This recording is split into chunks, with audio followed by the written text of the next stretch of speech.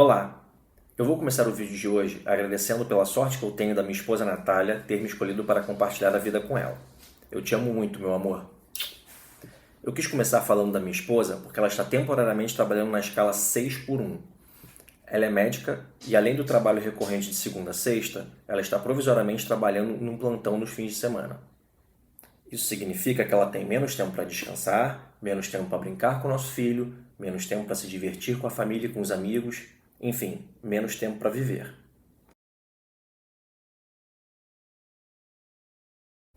Nos últimos meses, a luta pelo fim da escala 6 por 1 vem ganhando força no Brasil. A escala 6 por 1 é uma escala de trabalho onde, a cada semana, o trabalhador trabalha 6 dias consecutivos e só folga apenas um. Quem trabalha na 6 por 1 não tem tempo para descansar, não tem tempo para cuidar da casa, não tem tempo para se divertir com a família e os amigos, não tem tempo para viver. Não é à toa que o movimento social que conseguiu puxar essa pauta para o debate nacional se chama Vida Além do Trabalho. Não deveria surpreender ninguém que existem consequências físicas e mentais para as pessoas que gastam tanto tempo trabalhando. De acordo com dados da Associação Nacional da Medicina do Trabalho, aproximadamente 30% dos trabalhadores brasileiros sofrem com a síndrome de burnout, um esgotamento mental do trabalhador, que é uma condição onde o profissional tem dificuldade em realizar suas tarefas e chega muito próximo a um estado de depressão. A escala 6 por 1 está presente em vários setores, sendo mais frequente no comércio, telemarketing, bares e restaurantes. É importante salientar que o excesso de trabalho não afeta apenas quem trabalha especificamente na 6 por 1. Quem já trabalhou no mercado financeiro em consultorias como eu, sabe que, apesar de não funcionarem em escala 6 por 1, esses setores exigem uma carga horária semanal elevadíssima. Outros setores, como o da saúde, por exemplo, que é o caso da minha esposa, muitas vezes trabalham em escalas de 12 ou 24 horas seguidas. Faz sentido que profissionais que muitas vezes lidam com situações de vida ou morte tenham que se expor a um ritmo de trabalho tão extenuante assim? Agora pare e pensa comigo, por que diabos que uma escala de trabalho tão dura com um trabalhador como a 6 por 1 ainda existe em 2025? Quem tem poder para decidir qual vai ser a escala de trabalho? Quem tem poder para decidir qual vai ser o salário? Quem tem poder para decidir quem vai ter emprego e quem vai ser demitido? O sistema capitalista é dividido em duas classes, com interesses antagônicos. De um lado, a classe trabalhadora, a esmagadora maioria das pessoas que possui apenas a sua força de trabalho e vende essa força de trabalho em troca de salário.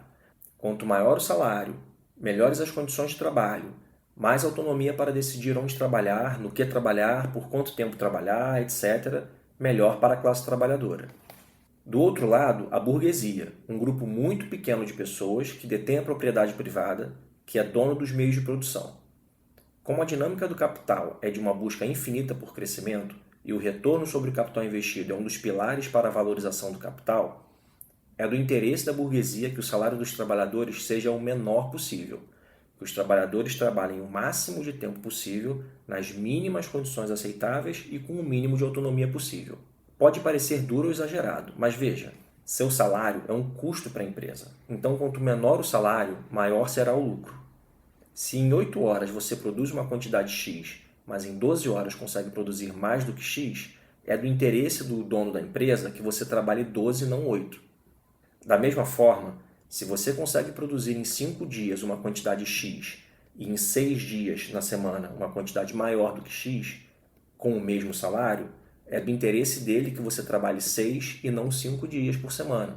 Em relação à autonomia, quanto mais autonomia o dono te der, o gestor, o seu chefe, né, ou o dono da empresa, se você reportar diretamente para ele, quanto mais autonomia ele te der, menos controle ele vai ter sobre o negócio, ou o seu chefe vai ter menos controle sobre o seu trabalho, sobre a sua área. Eu agora vou fazer 2 parênteses rápidos para ficarmos todos na mesma página. Primeiro, sobre meios de produção. A sua casa, o seu celular, o seu carro, as suas coisas pessoais não são meios de produção, elas são bens de uso pessoal. Quando a gente fala de propriedade privada dos meios de produção, a gente está falando de grandes empresas, bancos, fábricas, meios de comunicação, grandes propriedades rurais e urbanas, etc. Em segundo lugar, um chá revelação de classe social para alguns aqui.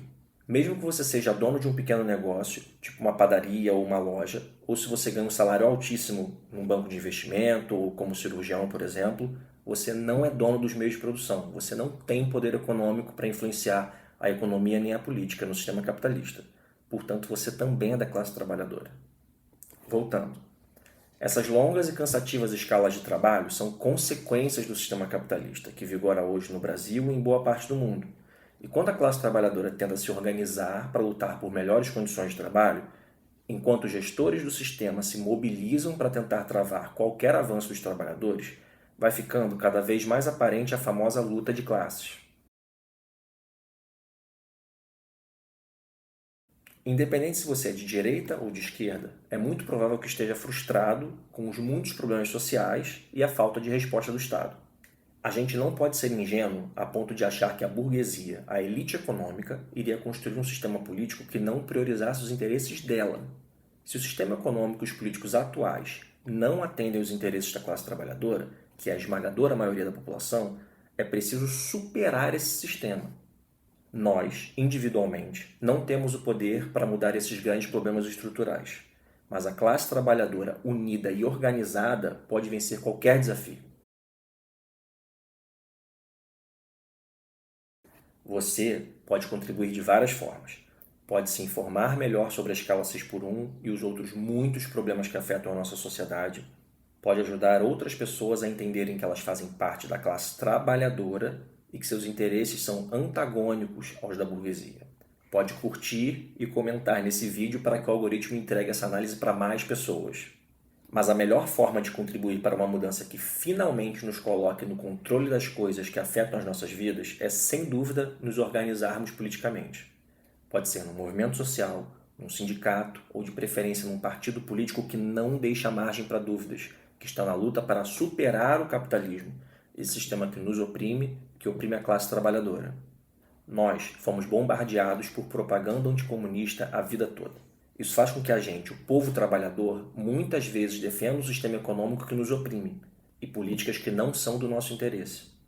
Precisamos superar nossos preconceitos para superar o capitalismo. Um mundo melhor é possível.